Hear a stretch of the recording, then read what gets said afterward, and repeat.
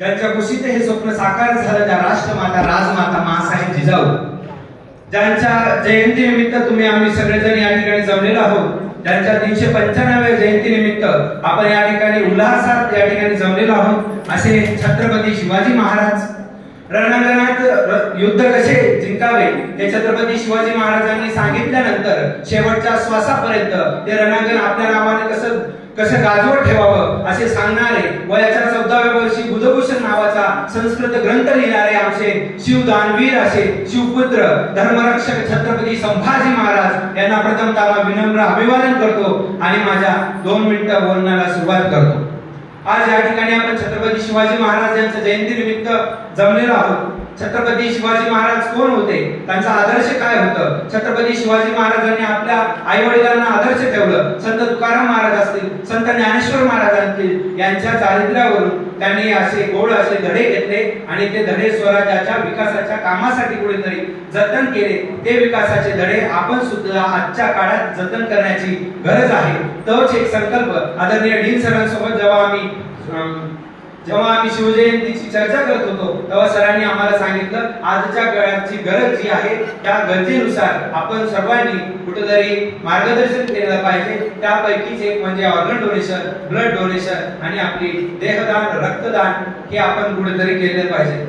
मला माहिती आहे मावळ्यांना उभं राहायची सवय आहे, कारण मागच्या खूप वर्षापासून आपण मुघलांच्या हाती काम केलंय, पण मला आता तरी वाटतं कोणता मुघल आता या ठिकाणी येणार नाही, त्यासाठी तुम्ही मावळ्यांनी कुठेतरी स्थानपन्न होऊन घ्यावं ही नम्र विनंती करतो। सर समोर येऊन बसला तरी चालेल तुम्ही। त्यासोबतच आज आपण या ठिकाणी जमलेलो आहोत ते म्हणजे ऑर्गन डोनेशन आणि ब्लड डोनेशन हे करण्यासाठी आपल्या सरांनी डीन सरांनी आपल्याला एक खूप मोलाचा संदेश या ठिकाणी आम्हाला दिलेला होता की छत्रपती शिवाजी महाराज ते नुसते त्यांच्या जयंतीचा गजर करून आपण उत्साहात साजरी करावी हे इतकंच नसून तर त्यांच्या छत्रपती शिवाजी महाराज यांच्या जयंती निमित्त आपण कुठलातरी संकल्प केला पाहिजे आणि तो संकल्प म्हणजे देहदान, रक्तदान आणि अवयवदान।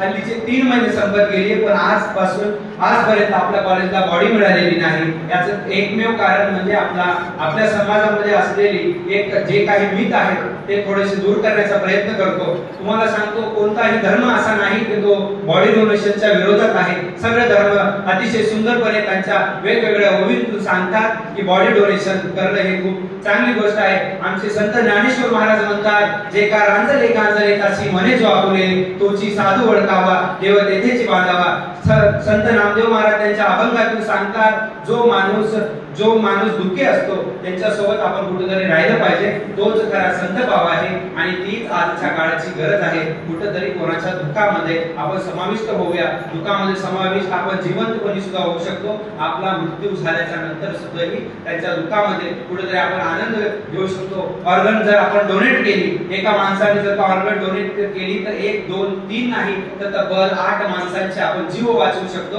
आणि तो संकल्प आज कुठेतरी आपल्याला छत्रपती शिवाजी महाराज यांच्या जयंती निमित्त करायचा आहे। 8 जणांची जीव वाचू शकतो। आपला मृत्यू झाल्याच्या नंतर आपलं हृदय कोणाच्या तरी शरीरामध्ये धडधडू शकतं। ज्याला रेटिना नाही, ज्यांना आय डोनेशन करू शकतो आपण की नवीन देवानी निर्माण केलेलं सुंदर असं हे नैसर्गिक रूप आपण कुठेतरी त्यांना पाहू शकतो, तेही आपल्या डोळ्याच्या मार्फत पाहू शकतो। मला तर वाटतं आजच्या जीवनामध्ये एवढा चांगला जर आपल्याकडून संकल्प होत असेल तर यासाठी कोणतीही बाब आपण ठेवू नये एवढीच मी विनंती करतो।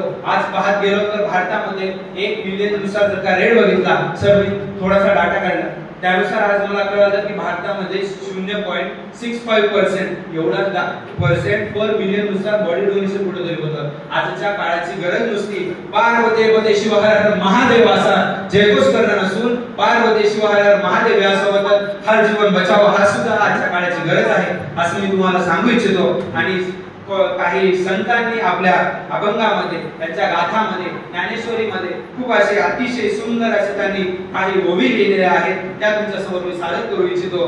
त्यामध्ये आमचे सुंदर असे संत तुकाराम महाराज यांनी आपल्या नाशिवंत देहाबद्दल बोलताना बोलले, नाशिवंत देह सारा उद्या भंगून जाईल, काय कमविले काय जमविले सार मातीत मिळेल, जगण्याचा अर्थ केवळ स्वतःसाठी नव्हे तर दुसऱ्याला जीवन देणे हाच खरा महादान आहे.